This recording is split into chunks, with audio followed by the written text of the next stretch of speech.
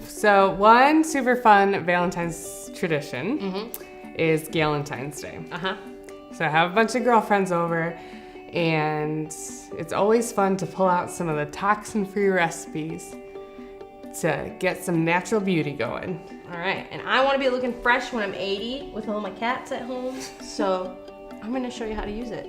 So this recipe is gonna make your face look beautiful. Treat yourself. Super glowy. It uses French green clay, which is really good for sensitive skin. Like me. Yeah, I have very sensitive skin. So it's good to do a patch test before you use it on your face, like on your wrist.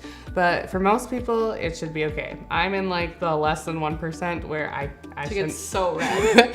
I shouldn't put anything on my face, basically. So we're going to use 1 teaspoon of French green clay, along with 2 teaspoons of Rose Hydrosol. Rose Hydrosol is a byproduct in making rose essential oil. So rose essential oil is super expensive. And in part of making the oil, there's water left over. That water is Rose Hydrosol. Gotcha. It's filled with tons of therapeutic benefits that are in the oil, but at a much more diluted rate that is safe to use directly on the skin. Perfect. So for in this mask recipe, we're gonna replace water. A lot of times you'll use a water and clay mask. We're gonna use Rose Hydrosol instead. All right. Let's add water to the clay a little bit at a time. You'll probably use the whole amount, but just to make sure that it gets to be the right consistency. A little bit of this clay goes a long way, so you can use this on your face. Okay. Once it's all wet, and looks like this, it's ready to be used, or you can put it in a sealable container for 5 days. I'm using it. Let's use a little bit. Sounds good. So the clay is gonna draw out impurities of your skin.